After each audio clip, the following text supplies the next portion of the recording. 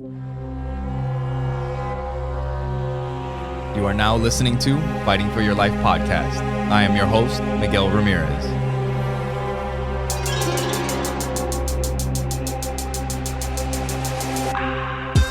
And on today's episode, we have one of our teammates, a Jiu Jitsu white belt, and my wife. Welcome to the show, babe. We got Sonja Ramirez on the show. Hello. Excited to be here. Woohoo! Yeah. I made it. First of all, you need to calm down. You need to calm down because this is not your show. This is my show. I know. I have to remind myself. I don't want to take it over because I will. So I'm going to be a good girl. First things first, make sure you guys subscribe, like, share, all that stuff. It really helps. If you guys haven't subscribed, subscribe to the show so you guys can see all the new stuff that's coming out. If you follow me on YouTube and Instagram, you'll see all the backyard fighting videos that I'm putting up from some of the events that I've been to in the past. And videos of me rolling, videos, pictures of the family and us training and all that stuff. So yeah, make sure you follow us on Instagram, Facebook. You can find us everywhere. You can listen to the podcast everywhere. You can watch it on Facebook, YouTube, and Spotify. Yes. Yep. I'm excited for what's coming. Yeah. Right? What's unfolding with your show. Yeah, and stay all tuned. The great guests that you've had on and the ones that you're bringing on. Yeah. It's going to be super Yeah, for cool, sure. Stay tuned because I got I'm going to have a few guests in the future that I'm super excited about. So, definitely How long check it out. have you been podcasting now with this? September will be 2 years. Wow. Okay. So, Yeah, because I started it on my birthday. Yeah. 2 years ago. Oh, that's super cool. Yeah. So, I'm excited. But, welcome to the show, babe. Thank you. You know, we were talking earlier in the week that, you could be on the podcast because you've been training, a little bit here and there more recently. I'm going to let you in on a little secret. What's I that? didn't tell you, but you asked me why I joined Jiu Jitsu. Yeah. It was to get on your show. So that you could steal it, so you could take it over? Yeah, right. No, well, I enjoyed Jiu Jitsu when I first started. Yeah. Right? When we first started together. Like we first started, when you made the decision. the first class, we did it together. Right. I think, right? Yep. And then I had some stuff kicking in, right? Like some sciatica. And I'm just like, okay, maybe not, And I think what got me to make the decision to come back was because I was feeling great. Yeah. Because I started stretching a lot, right? And all those aches and pains that I once had no longer existed. So I'm like, let's do this. Like, let's go. Yeah. And, so if you guys are feeling great out there, join Jiu Jitsu and we will fix that. We will bust you up. No, I'm just kidding. That's actually part of what this show is going to be about today. Because as you can see, I don't know if you can see the knee, but Sonja's got her knee wrapped. Yeah. She's got her first injury in Jiu Jitsu. And man, the stuff, this sport, it can be tough. I mean, it can be tough. It is tough. Mm-hmm. It is a tough sport when you make the decision that you're committed to it and that this is something that you want to do. It's just something that you have to make peace with. Yeah. That you're going to get hurt. And it's, what I feel and what I've noticed just by listening to YouTube videos, like when you share them with me, is that it's not just challenging physically, it's challenging mentally as well. Like it's that mind, body, spirit. Yeah. And the growth and the challenges that come with that. Yeah. So yesterday, before we recorded this podcast, I wanted to share a video with you that a couple years ago this guy made on YouTube. Check it out. It's called Jiu Jitsu Saved My Life But Destroyed My Body. And the guy's bald and he kind of goes through his Jiu Jitsu journey. He's a purple belt now and just like all the issues that he's had to deal with. But what did you think about that video when we were done watching it? Like, what did you get from it? Yeah, it was very interesting because though I haven't been training like with you, I would go watch the kids, and I got to meet, like the community. Yeah. And I got to witness and talk to everyone there. And then witnessing you first with your my rib, your rib, right? And then, you know, a couple of the other guys, their injuries, and hearing them talk about it. And it is part of it. And it's something that I thought about as well. And you've thought about it, and we talked about it. So it just is, you have to decide, like, what is it? Like, what is your why behind doing jiu-jitsu? Yeah.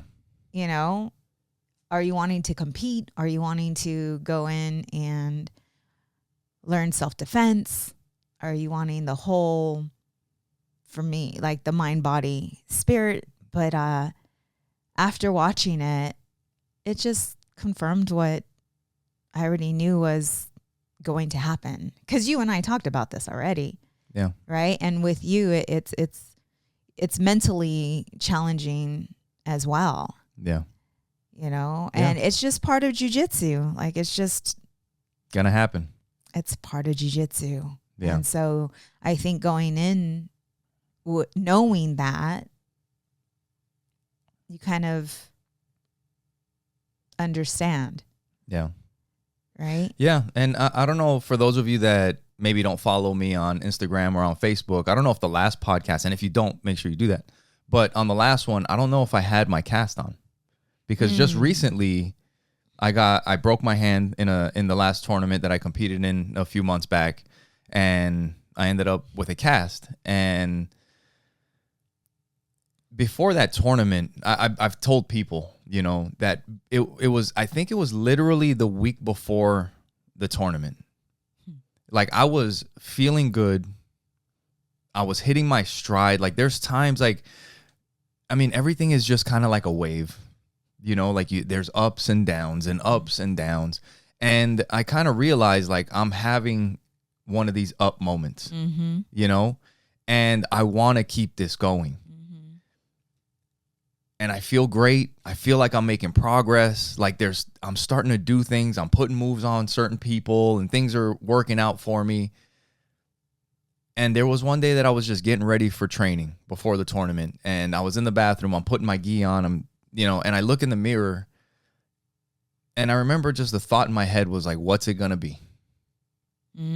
Yeah. What is it going to be? Yeah. Like, something's going to happen.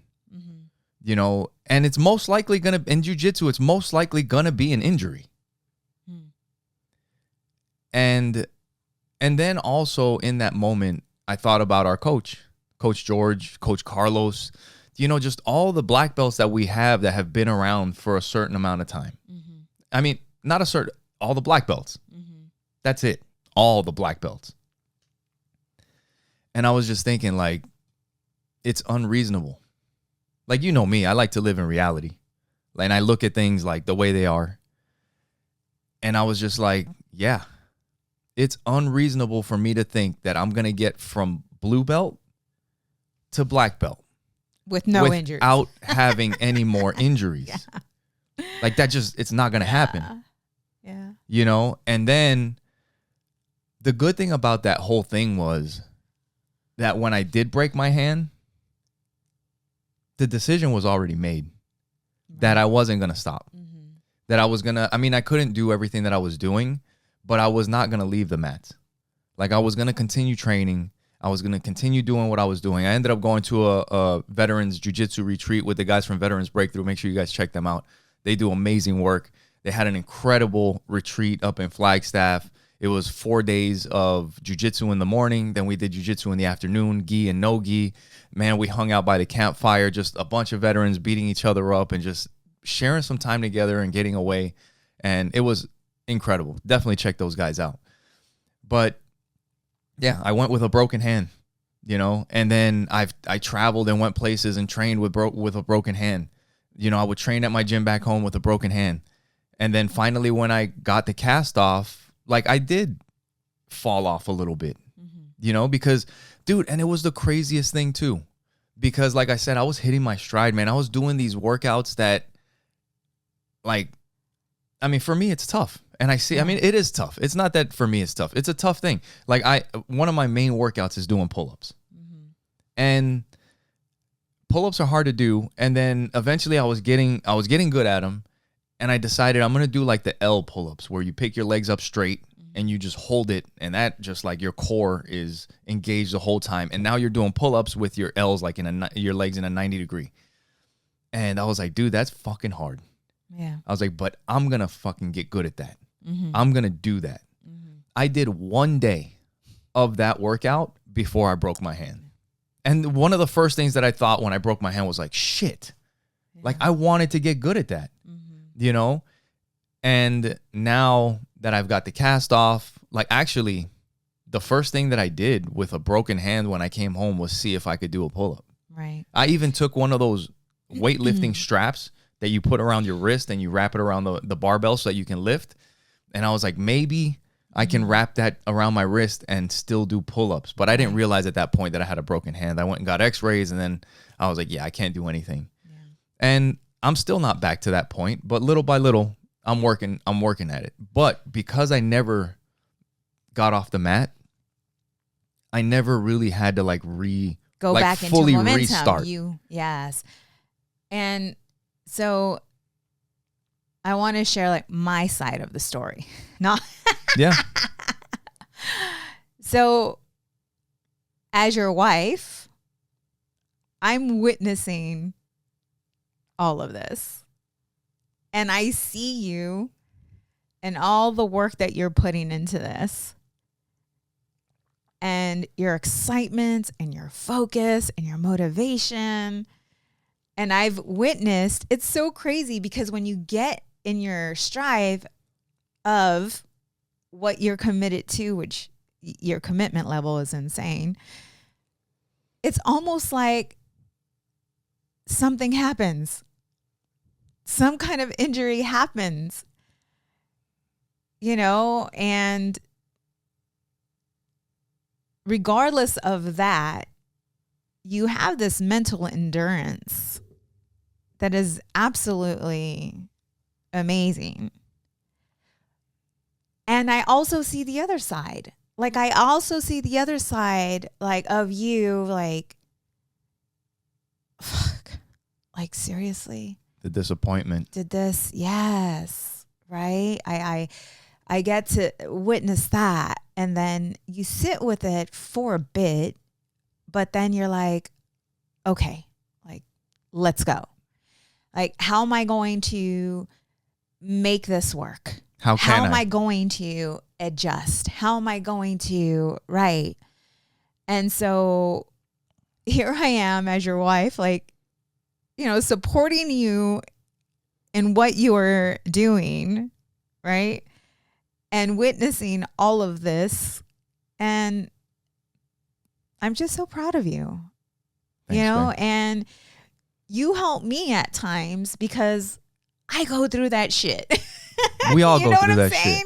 Like, I go through that shit, and witnessing you stepping into your, I call it masculine energy. I call it masculine energy, but you're very well balanced, right? With that masculine and feminine. If you want to know what that is, just follow me. No. Yeah, for sure. Follow Sonja on Instagram, Sonja Ramirez 602. Yes. Or you could just go to sonjaramirez.com. Sonja Ramirez.com. That's got everything. Yep. Everything is there. But witnessing you, it's such a beautiful art. Like, that's how I see it. Like, it's just a beautiful dance. Yeah. You know, and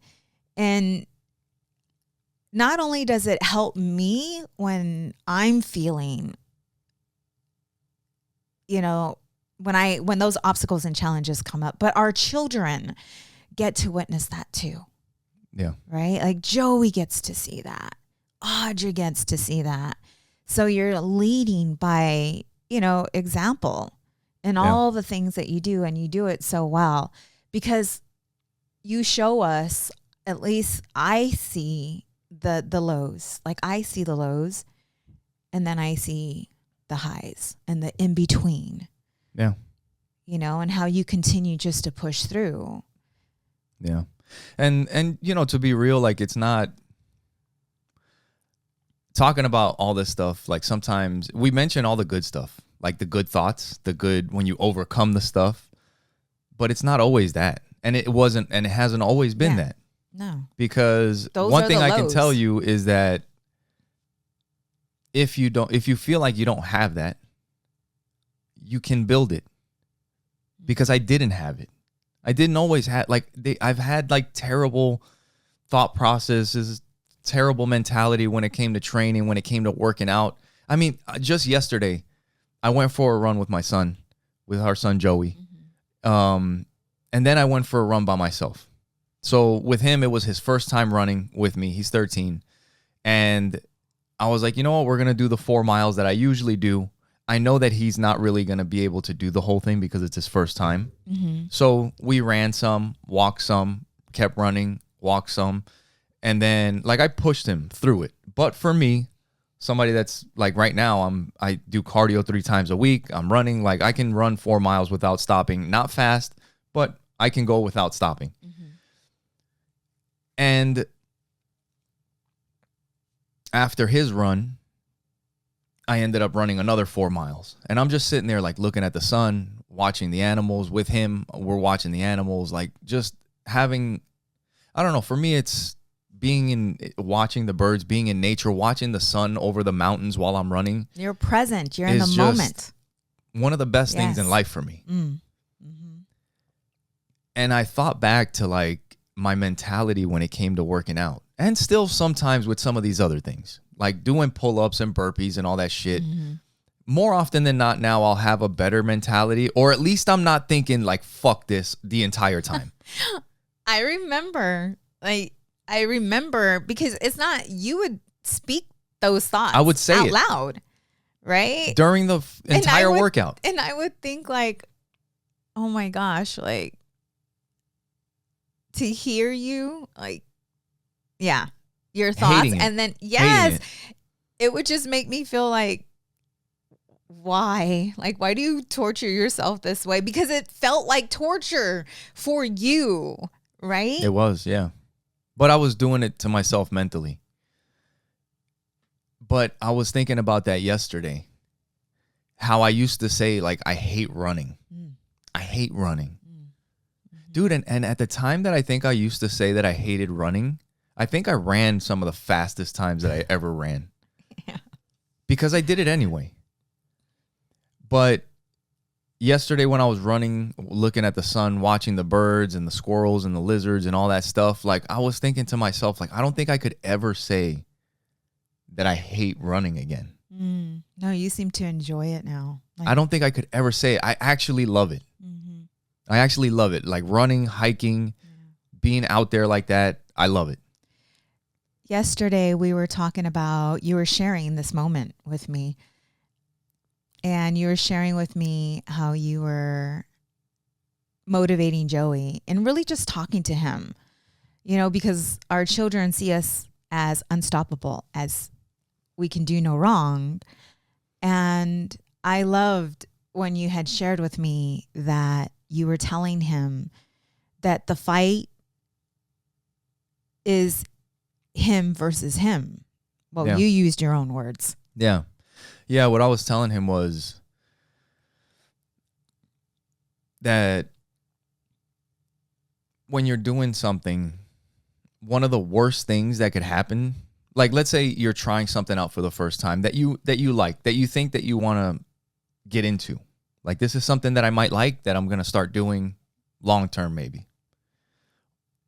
And one of the worst things that could happen to you is for you to do really well at it right off the jump. Because if you start doing really good right off the jump, then it makes you feel like you're a natural. And then maybe you don't have to put in as much work. But if you start out, which in Jiu Jitsu it happens a lot, for most people, you show up your first day and you get the fucking dog shit beat out of you. And you're like, oh, I thought fucking dudes all the time thinking that they can fight. And then you get the shit beat out of you by a 13, 14, 15-year-old, a grown-ass man getting beat up by a little kid, you know? And it's like, damn. Yeah. Ego check. But you love it. Yeah. You love it, but you know you suck at it. So when you know that from the beginning, you automatically is like, I gotta work. I'm gonna have to work at this. Mm-hmm. But if you start out from the beginning, you have everything goes perfect for you, then maybe you feel like, I'm kind of gifted, so I don't have to put in that much work. And then the person that thinks that they suck, this is where that maybe sometimes having like that lower self-esteem is not a bad thing, because it forces you to work harder. It makes you think that you're not good enough, so you're going to put more time in, more training. The other guy's fucking, he's probably naturally gifted or whatever. And if he feels that way, he might be fucking hanging out when he should be training. And the other guy that doesn't think he's good enough will continue training and grinding. And then it shows when it's time for, competition or fighting or whatever, but what I was telling Joey is, like, we were talking about this, and I think he was kind of like, because he's got his mentality that we're trying to help him with. And I was like, what happens when you fail at it the first time? And he was like, it tells you like that it's impossible. Yeah. And in that moment, like, I just spoke up to him, like, make him snap out of it. I'm like, why would you say that? Why would you say that? And one of the things that he's into, we just got done with him competing in a Rubik's Cube tournament. And I told him right there, we had just got done with the 4-mile run, and he's sitting on the sidewalk. And I'm like, dude, if you locked yourself in your room for 2 months straight and didn't come out, and all you did was practice Rubik's Cubes, would you be better or worse? Is it possible for you to be worse? Actually, it's impossible. It's impossible for you not to get better. That applies to everything in life. Everything. So what does that mean? That means that anything is actually possible. Anything that you want to do within reason, it is possible. It's impossible to not get better when you are straight focused. Yeah. And some things you won't get as good as fast or whatever, but it is impossible for you not to get better than you were 2 months ago. And then what happens if you do that for 6 months? What happens if you do that for 2 years? What happens if you do that for 10 years? At that point, it doesn't matter anymore. Right. Once you get those 10,000 hours in, you're starting to master this thing. And that's why, like, for him, when we were in Jiu Jitsu, and you were rolling, right? And you were just, your first 3 rolls, it was crazy, right? Crazy good or crazy bad? No, crazy good. Like, crazy good, right? It's not always crazy good. And Joey's watching, and Joey's going to, and then I think it was your last roll, you ended up throwing up in the trash. Yeah. In between rounds, I threw up in the trash can. Dude, and he saw that, though. Like, he's getting to see all the things, right?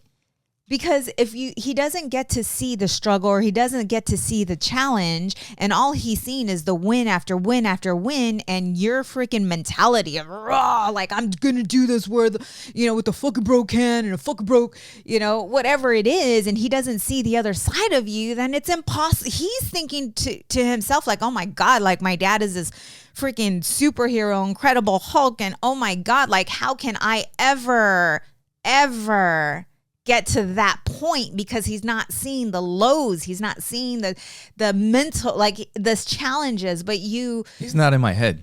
You allow yourself to be vulnerable enough to speak that, so that he can see that, which gets him in a place where, wow, so my dad, it's hard for him too. Like, he sees your reactions. He sees when you tap out, right? Yeah. And you're not like, your ego doesn't get in the way of that. Yeah. So he gets to see both sides, And with me, like, he saw, like, when I got hurt. Yeah. You know? And it's like I'm still showing up to class with you and I'm still watching and learning from the sidelines. You know, and he's like, Mom, you're still going? And I'm like, yes. He's like, but you can't. And I said, it's okay. I said, I'll sit on the side and still pay attention to coach. Yeah. And while you're doing it, I'm like speaking it. Like, yeah, I can see you like cut. Right. And Audrey's like, Mom, I'm trying to read. I'm like, well, scoot over because I'm saying it out loud because that's how I learn. Yeah. You know, and playing it through my mind, in my mind of what you guys are doing. Yeah. You know? Yeah. You know, and there's still times where I think maybe it's that low self-esteem thing. I don't think it's bad. Yeah. But you don't, like I just said, he's not in my head. He doesn't know the thoughts that I have all the time. And I do need to make them more, like, apparent. I need to be more vocal with it so that he knows that it's not always positive. Like, he sees after all the negative shit that I have in my head, and then I switch and I'm like, fuck it. How can I? Let's do this. I'm doing it anyway, whatever. And then he sees me working. So for him, he's just like, fucking, holy hell, my dad. The thing is that there was times where I'd be having a workout and then I'd be working out at like 8:30 at night. Yeah. And he would see like maybe I was busy. The truth is that I fucking procrastinated all day. I was talking shit in my head the entire day. That's why I'm working out at night when I should have been doing this fucking workout in the morning. Right. But all he sees is like he's fucking committed and he's still working out. Yeah. You know, before I move on to something else, this whole building thing, and nothing's perfect. I even told him yesterday, after we got done with me and him with our 4-mile run walk, he ended up going home, and I told him that because for me, it was too easy. Like, it really wasn't a workout. So I was like, I'm going to just do my 4 miles, my regular 4 miles, and run it the whole way. Now, I just had a 1-hour conversation with my son about all of this stuff, about your potential, about the things that you can achieve, about fucking working, about working when you don't feel like working, and all of this stuff. My first couple miles, everything is cool. 3 miles in, I'm getting tired. And then I get to the last little stretch, and I'm already like 3.5 miles in. And my thoughts start going, I could walk the rest of the way. I could just finish it up and walk the rest of the way. Yeah. You're doing 8 miles. Because you ran and walked with him, and now you're doing 4 more. So you're running more like 6 miles, not 4. So you could just walk it. Right. Yeah. I could walk it. Yeah. But I could finish it up. Yeah. You know, and during the time that I was running with him, there was times that he was struggling. Yeah. And I was telling him, just put one foot in front of the other. We're going to make it to the corner. We're not going to stop until we get to the corner, and then we'll walk a little bit. And then from that point, we're going to run to the next corner. And we're not going to stop till we get to that corner. And still, it was just like, you can stop. You don't have to finish. Yep. And but my legs just kept going. And I'm just like, put one foot in front of the other. Yeah. But that's the negative. After all this shit, I'm still fucking thinking this. I don't know if it's the book that you're listening to, The Way of Mastery, or what I'm listening to, because, right, we listen to so much stuff. Mastery by Robert Greene.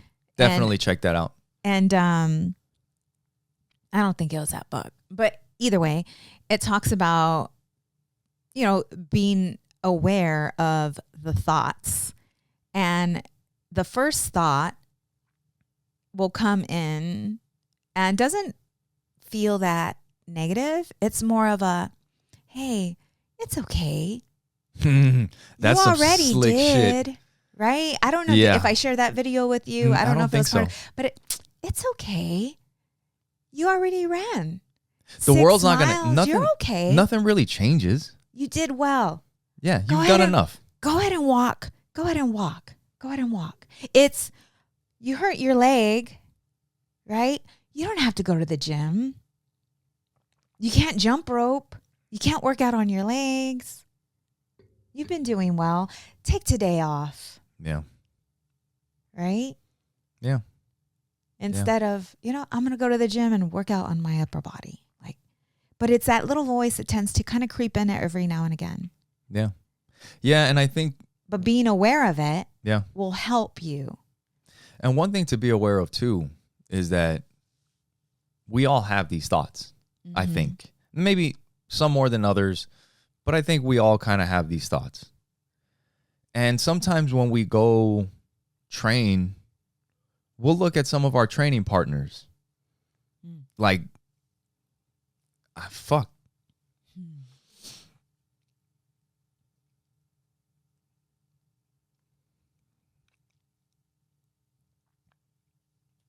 Like Carl, Kyle, like Jason, fucking all these guys, man. Brandon, fucking, we look at them and amazing. It's like, dude, they're bad motherfuckers. I'm not that. You know? But in a way, they probably in certain ways, they look at me that way. Right. Some of them look at me that way. And that's just life. Yeah. We're all fighting. That's what this shit is. You're fighting for your life. For your life. Yeah. But even if you give into that shit, if I stopped running and I walked, it's still okay. That's having grace. You really got to try to push.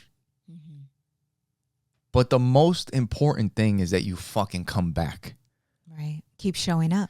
That is what, when there's the book that you just mentioned, Mastery, by Robert Greene. The more I listen to it, the more I understand these things, the more I do different shit that I try or whatever, I started realizing mastery is not something that you will ever get to. It's something that you can understand, but you will never achieve it. But what real mastery is, it's not fucking nailing it. It actually is the opposite. It's failing and still coming back. That sounds so fucking cheesy. But it's the truth. But that's what it is. Yeah. Yeah. Yeah. With Joey, it's, because you look at these things like, I failed. That was a mistake. Right. And it's like, no, baby. What did you learn from it? What did you learn from it? Because there's always something to learn. And if you never make a mistake, what do you learn? It's kind of like what you said. If you keep, if you're being great with, every time you try something new and you're just great at it, or you feel like you're a natural, then you never really get to understand your full potential. Yeah. There was something, I don't know if it was in the book Mastery or wherever I heard it, but like there's two different types of failing. There's a type of failure when you fail at something, you try something, you fail, and then you learn from what you did, and then you can build off of that. And then there's the failure of never trying. That type of failure, I mean, I don't even know what to say. Like that type of stuff, you'll feel it at some point in your life. Yeah. Yeah. You're going to have to, that's going to be tough to deal with, because you will know that you had opportunities and you never found out who you really were. Right.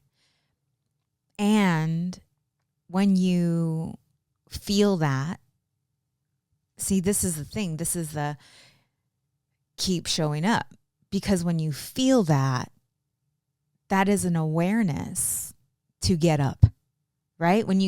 Because either you're going to go into this dark space, right? And depression, like all these things are going to start kicking in.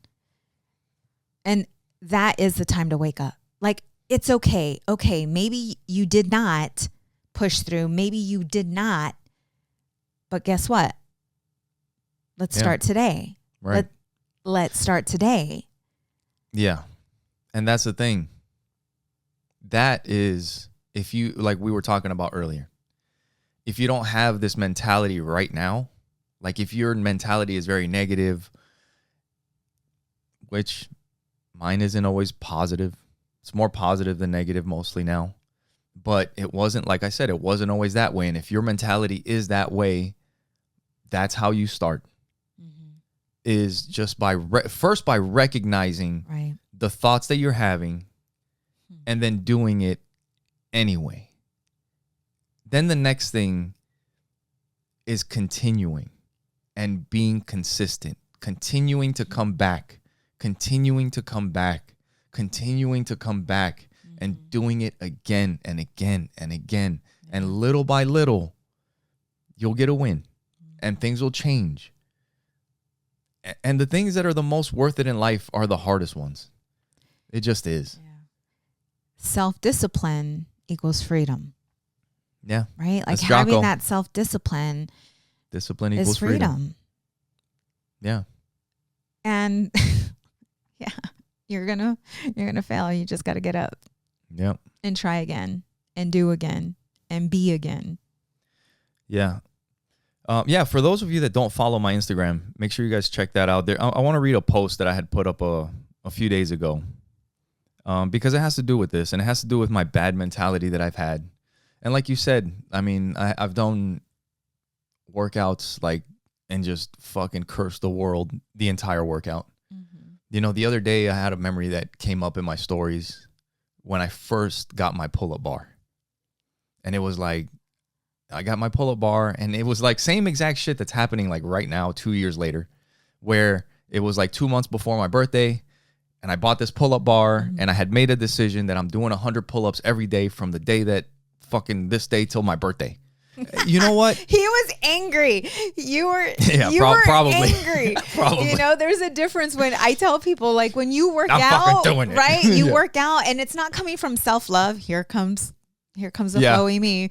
Like, you're working out, but it's coming from anger. Like, come on, motherfucker, like, you worthless piece of shit. Like, you know, like that space, your workout is completely different versus it's like, you know what, this is good for you. Dude. This is healthy. Like, you're going to get stronger. There's just a different type of mentality. And the way, like, for me now, I work out coming from self-love, self-care. Yeah. Right? It's not like it'll change, hopefully.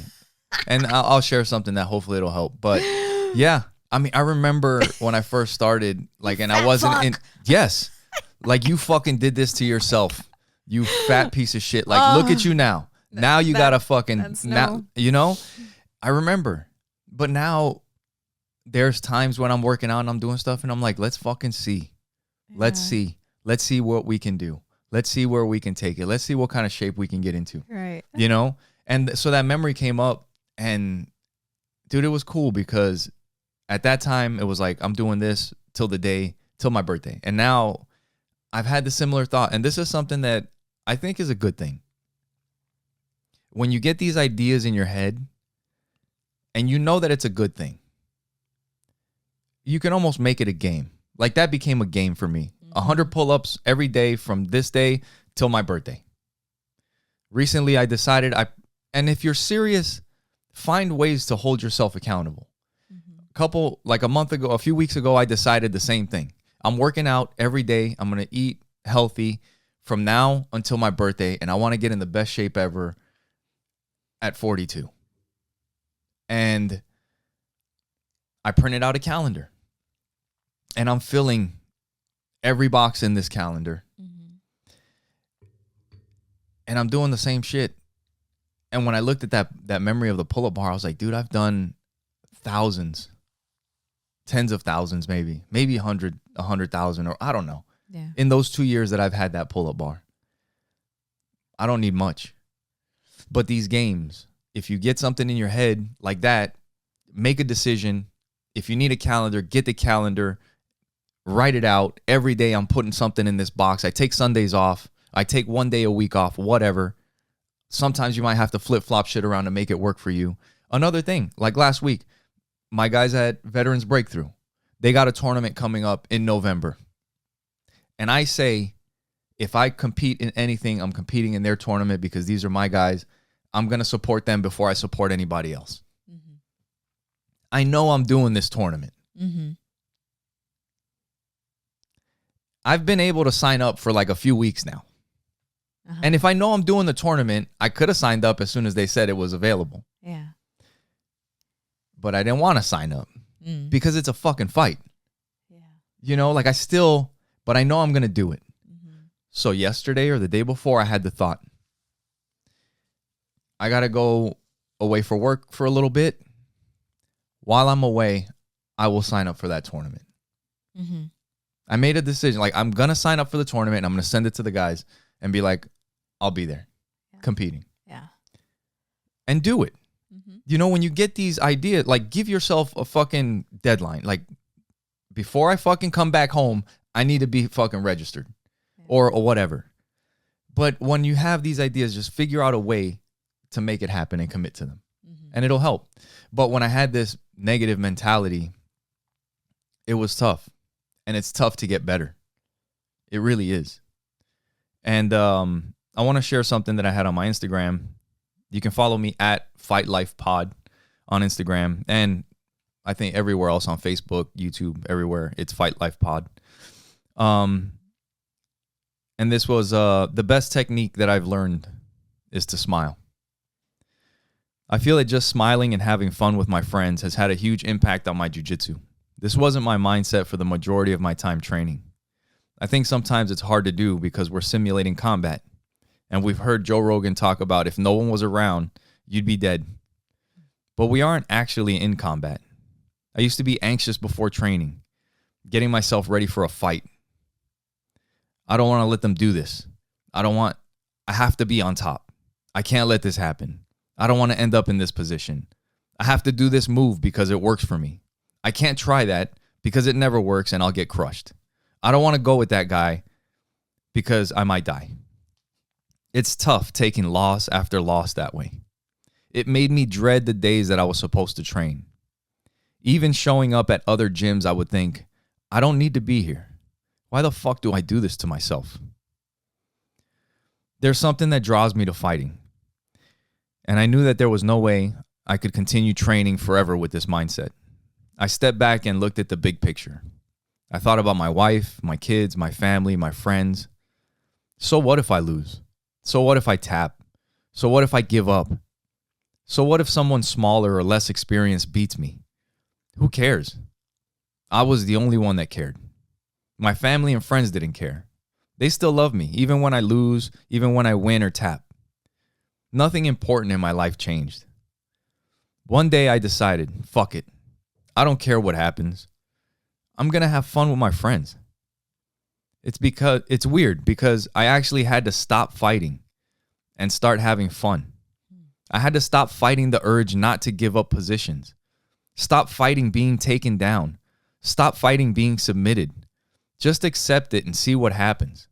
Try stuff out. And if it works, great. And if not, oh well, let's try again.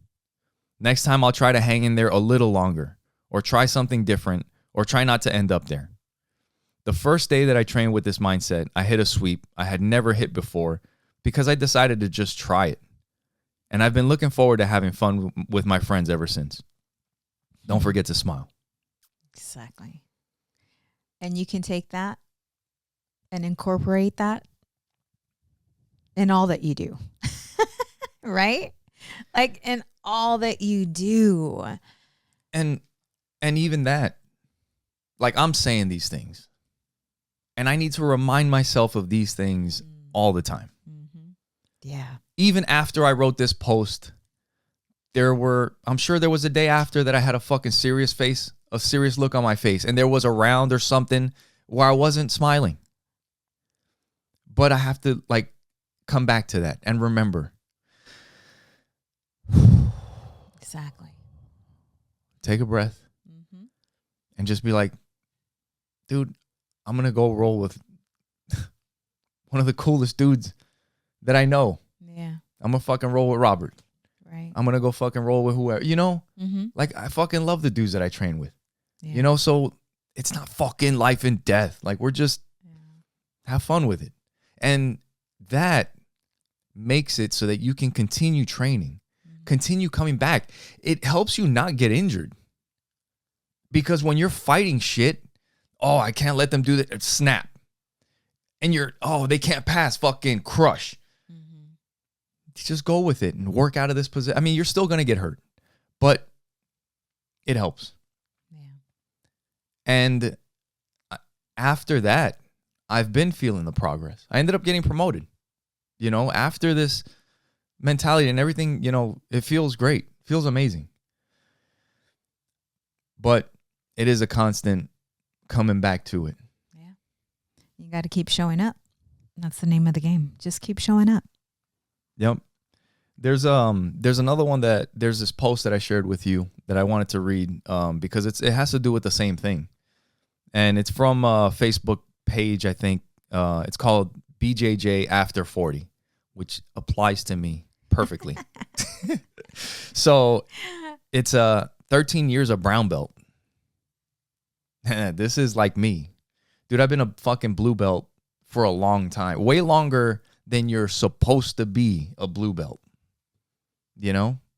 I mean, I've been fucking training 7 years. Average, they say it takes like 10 years to get a black belt. So I'm on the fucking scenic route or whatever you want to call it. But I just explained, like, I've had this shitty mentality for a very long time. Yeah. I would show up to training. Like I told you that one of the things that I was going to put in this post, but I just didn't have space was I used to say all the time before I would go training, I'm going to go get my fucking head caved in. Yep. I'm going to go get the shit beat out of me. See you later, babe. I'm fucking grabbing my backpack with my gi on. I'm going to go get the shit beat out of me. And that was my thought. Like, just fucking, ugh. Yeah. But then after, like, just trying to change this mindset little by little, it started becoming what I said. I'm going to go have fun with my friends. I'll see you later. Right. And that's the thing that holds us back. It's like you said, you've been in Jiu Jitsu for how long? Fucking hell. You gonna do that to me? Babe, come on. 12? No, I'm just... Play with me. I think it's been 7, 8 years maybe. 7, 8 years. Something like and that. How long does it take to get normally to get the black belt? 7, like 10 they say. Years. Okay. So the only thing that has been holding you back is you. Isn't that nuts? And when you look at everything, like I'm thinking about... the things that I've been a part of as well. It's like giving yourself decision, giving yourself permission. But it takes so much of what it is it's discovering of who you are. And the more you become aware, once you start to slow down and start to pay attention to the thoughts that are coming in. By the way, this is the work I do. He was my first client. Yeah. You were my first client. But it takes that awareness to self-reflect and take a look within. Yeah. And that's what I was telling our son after the run when I was talking to him about locking himself in the room. And there's no way, it's impossible for you not to get better. I was like, so you realize that when you're training and you're rolling with your other teammates, you're not actually fighting them. Like if you think about the mentality that I just had, that I was just sharing when I would be going to training, dreading it from the fucking beginning. I wasn't fighting my teammates. I was fighting myself. I was fighting myself the entire fucking time. And that's what I was sharing with my son yesterday. Like when you're rolling, when you're doing all these things, like, dude, you're fucking fighting yourself, And that's what this guy was sharing. And it says 13 years of brown belt. People used to whisper about me on the mats. He's still a brown belt? Did he quit and restart? Right? No, he's still training. He just hasn't gotten his black yet. What they didn't know is that I never stopped training, but I was battling something bigger than opponents. I was battling myself. I was overweight. I was depressed. My BJJ was barely surviving, and I wasn't thriving. Meanwhile, I watched white belts who started in 2001 climb the ranks and earn their black belts, while I stayed brown for 13 years. I was the punchline, the guy who almost made it, the guy who plateaued, the cautionary tale. But here's the truth nobody talks about. Sometimes you don't need a new technique. You need a new you. I had to fix my mind. I had to fix my body. I had to rebuild my jiu-jitsu, not for the belt, but for me. Eventually, everything changed. I got in shape, my BJJ evolved, and the black belt finally came. Not because I chased it harder, but because I finally became the version of myself who was ready to wear it. So if you're feeling stuck, too old, too broken, or too far gone, you're not. You're just in the middle of your story. Mm-hmm. That's exactly what I've been sharing. Mm-hmm. And because we have this option today, and I know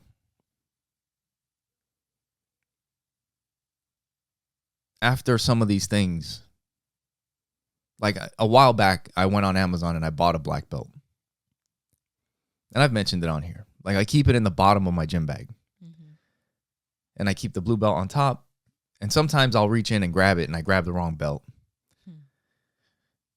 But there's also times when I just put my hand in there and I grab the belt and I know. Yeah. At this point, like I know I'm a black belt. Right. I just haven't got it yet. Mm-hmm. Yeah. You know? And that's it. And this is a lot of sharing posts, but there's just some really good ones that have come recently. And this one came from Hadra Costa BJJ, and it's same. You haven't seen this one. Same belt, different worlds. And it says, one blue belt has 13 years on the mat. This is their lifestyle. They eat, sleep, and breathe jiu-jitsu. Meal prep done. Sponsorships secured. 4 sessions a day. Mental coach on deck. Sleeps 9 hours a night. Mom drives to training. There's the other blue belt. Just 2 years in. Family to support. Bills to pay. Full-time job. Trains when he can. Exhausted. Sleeps less. Fights more fatigue than opponents. And still shows up to compete just to test himself. And the picture is of a 35-year-old, 2 years of jiu-jitsu versus a 17-year-old with 13 years of jiu-jitsu. Yeah. And it says, and guess what? They're matched up against each other. Blue belt versus blue belt. Fair match, right? Here's the truth. The first kid, he's already trained longer than most adults need to reach black belt. But he's still a blue belt, tearing through brackets like a lion at a zoo. The same belt. One is a monster, the other a warrior. The belt means nothing if you ignore the journey. Wow. That's deep. Yeah. And it's true. You know, we compare ourselves to so many, like to each other, to so many people. You know, like there's guys that I've started with that are fucking brown. Like, no, there's guys that have started after me. That's a fucking brown belt. Do you know? Yeah. There's guys that started, way after me that I would help and coach their kids. They call me coach because I coach their kids. They're fucking purple belts. Do you know? Yeah. I fucking love them all. Yeah. I don't, shit. They're bad motherfuckers, man. But so am I. Yeah. And it's different. And we got to remember that not everybody is on the same path. Right. Yeah. Different journeys. Yeah. Right. Different journeys. And it's not a destination. Yeah. But one thing that I did want to get into a little bit is these injuries. And one thing that I've been telling you since you've started training again And that's that for jiu-jitsu, I do feel that if you're curious about it, you should try it. You should try it and see if it's something that you want to do. But for some of us, we make that decision that this is going to be something that we do. Mm-hmm. And you have to be okay with what comes with that. Doesn't mean that it's not worth it. Mm-hmm. But your body will take a toll. I mean, since I've started, I've got a rib that sticks out. I mean, if you watch, you can Google jiu-jitsu rib. It's there. Yeah. It's just a fucking bone that sticks out of the side of your stomach. I had somebody fall on my shoulder, fucking just crushed it. I ended up having to go get x-rays and all kinds of stuff. I mean, I practice in the gi, so breaking grips and all that stuff kind of hurts. I have my wedding band here that used to fit me big. Now I can't even put it on because it doesn't fit past my knuckle, because my knuckle's just, I don't know if that's arthritis. I think that's what it'll end up being, but it's just busted. Like I said, I broke my hand. I've jacked up my knee. I've twisted my toes and had to tape them together. I've had fucking mat burn on my face, on my knees, on my feet. And I'm sure there's stuff that I'm not remembering. Yeah. Just other shit here and there that's fucking happened. Mm-hmm. But like I said, when I was getting ready for that competition, it's unreasonable to think that I'm not going to get injured on the road to black belt. So that's just part of it. The other thing, if you guys listen to my first 2 episodes that I did them with my dad. My dad was a champion kickboxer, 2nd place in the world in Taekwondo.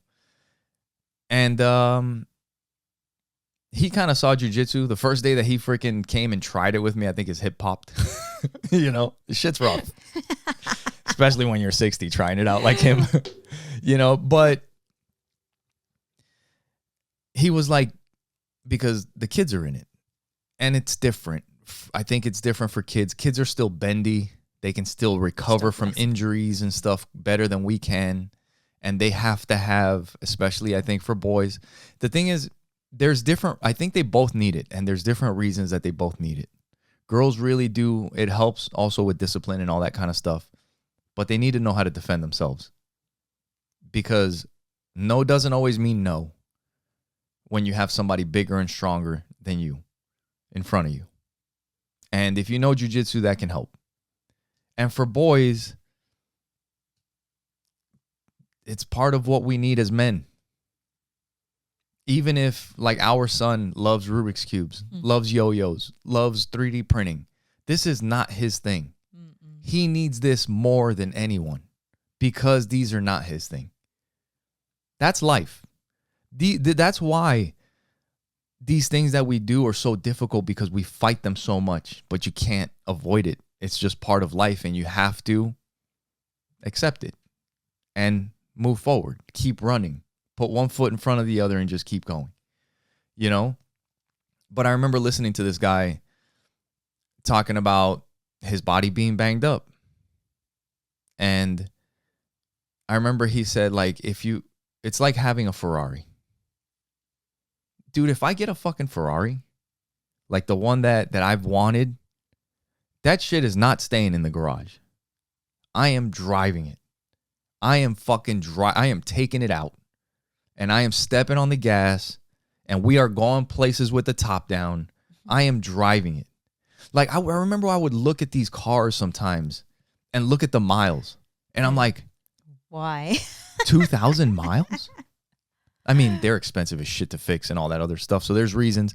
But, dude, I would drive it more. Mm-hmm. Like, what? You just keep it in the fucking garage? Yeah. And that's kind of, this guy was talking about his body that way. Like, at the end of our life, when I die, I don't want every joint in pristine condition. Like, no popping, no hurting, no. That means you didn't do shit in your life. Dude, the best way, I think, is just like, dude, get me out of here. Life is done. I've done everything that I could do. I'm ready to go. Mm-hmm.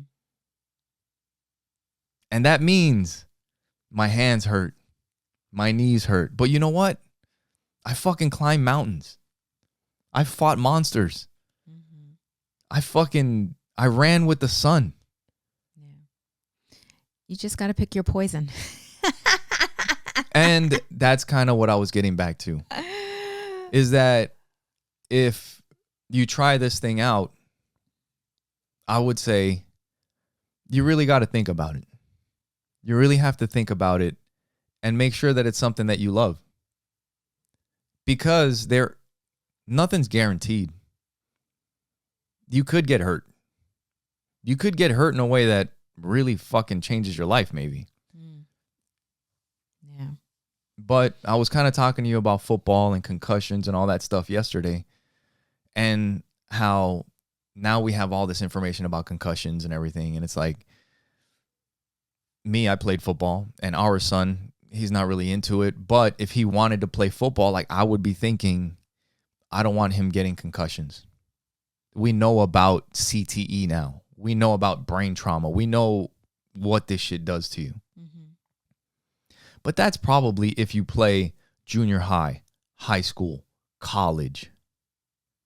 It's not really so much if you play a few years of high school football, or you play a few years in some leagues or whatever, which I did. I played in high school. I played a little bit when I was in the Air Force, and I know I got concussions. I would see fucking start. It's funny because I used to tell people when I would line up on the kickoff, I would fucking run you would pick somebody out and you're gonna fucking blow them up. And every game, there was a moment in the beginning of the game where I would hit somebody or they would hit me or whatever, and I would literally see stars. See fucking stars. And that was kind of like my moment telling me, you're in the game. It's game time. It's like the butterflies are gone. The fucking stars have came and went, and it's time to fucking crack some skulls. And I wasn't like a fucking killer or anything, but I did okay.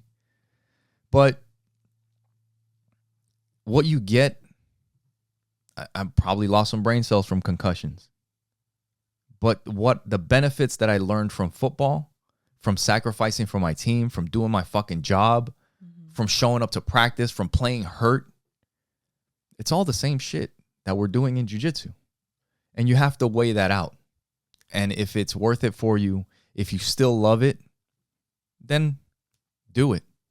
Because one of the things that dude was talking about in the video was like how people say that jiu-jitsu saved their life. Right? Mm-hmm.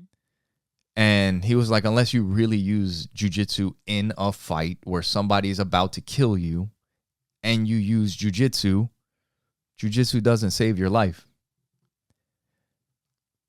But depends on how you the mentality, yes, the mindset that you get from it, he was saying, and I agree with, has led to so much of his success.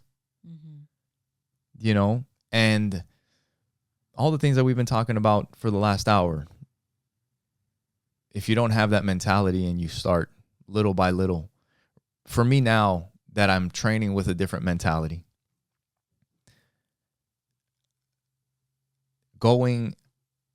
training with a terrible mentality and still coming and training and working out with a shitty mentality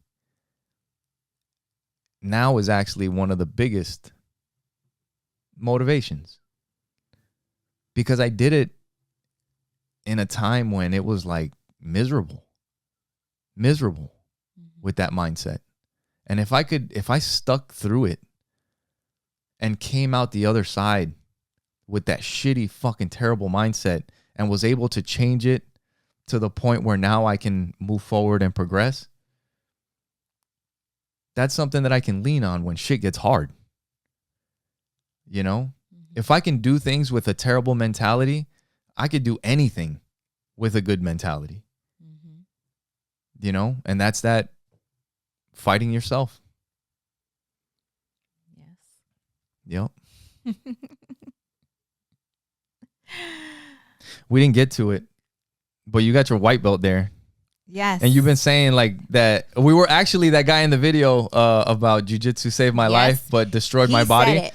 He did and say I mentioned it before he said it. So that they say that how to tie my belts. If you pretty much get a stripe when you learn how to tie your belt. Yes. And so I feel I got promoted. I'm a 4-stripe blue belt. So I feel like I can give out probably up to like 3-stripe blue belt. So I could definitely give you a stripe. And if you guys would like to get promoted up to a 3-stripe blue belt, you guys can send me $20 at Fight Life Pod on Instagram or anywhere else. I'm just kidding. We got to send this to Coach. Coach is like, what? What the hell? You know, and that also brings up a good point. You know, before we get out of here, is that this shit doesn't matter. I think it was one of the Gracies. It was like, all the fucking belt does is hold your pants up. Right. Yeah. You know? I mean, what does it matter? Like, I go with, dude, I get a fucking white belt that's a high school wrestler and I might be fucked. Yeah. You know, I am a blue belt, you know, and I'm not a slouch. I'm growing. So I would be okay. But there's fucking levels too.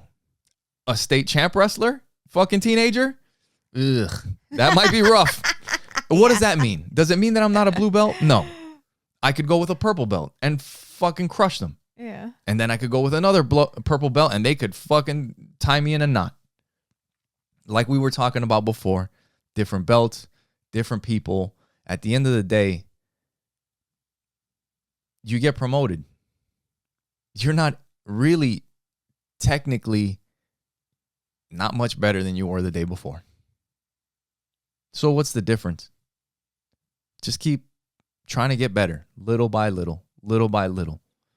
You know, don't focus on the belt. Just focus on working on your stuff, on trying something new, on not letting somebody do something or whatever. I mean, not, you know, you got to just figure out how that works for you. Yeah, I say just focus on being 1% better than you were yesterday. Yep, that's it. You know? And, yeah, before we get out of here, I also want to make sure that, you know, people know you're a coach, inner peace coach, I like to say, because life coach, there's so many. I'm a love coach. You're a love coach. Well, I mean, but inner peace is when you really understand that and you love yourself, when you love other people, when you see other people's potential, when you kind of understand things, you understand yourself and understand the world around you, and you help people like really find that for themselves. And that's what I feel like. I think about some of your clients that you've had, not some, every client that you've had in the past, including me. And you help them find that inner peace because there's so much to life. But I think the most important is finding that peace and the grace for yourself, the grace for other people, and all of that. Yeah. So if people want to find you, what can they do? Where can they go? Just go to SonjaRamirez.com. SONJA Ramirez, RAMIREZ.com. There's a complimentary 45-minute discovery call with me. Doesn't matter if you're here in Arizona or out of state. Yep. And I also am a sound facilitator, so I'm certified in that. What does that mean? What does sound that mean? Facilitator? Yes. It's another way, another form of meditating. And we are all made up of energy, and sound is one way that can really help you go within and find that inner stillness. You know, a lot of people use it for relaxation. It just all depends. And I also host women's retreats, but the next retreat won't be until May of 2026. So, yeah. Yep. Yeah, it helps you find, like, sometimes if you haven't had it, some people have never had it, but finding like that moment of peace, of clarity. Sometimes for a lot of us, it comes in jiu-jitsu. Like it's those moments in between when you have to take a deep breath and hang in there and your mind is just clear for a second. Yes. And you help people do that and continue to find and like recognize it and be able to come back to that place, you know, because we all need that. Yeah. Yep. Yeah. Especially when we live in a world where we're so surrounded by noise. Yeah. Right. It's just releasing, it's letting go, and it's tapping into who you are within the stillness. Yep. Of releasing and letting go of the thoughts and tapping within. Yep. Thanks for doing this with me, babe. That was fun. It was. Thank you guys for listening. Now I get to spank you with my belt. Like we were saying, make sure you guys follow the podcast. Make sure you, follow on Instagram, follow on Facebook, YouTube, everywhere. And look out for the new episodes that we have coming out. We're going to have some of the guys from Street Beefs, have some of our training partners, have some YouTubers on here. So, make sure you guys are checking it out. And we'll talk to you guys next time. Bye.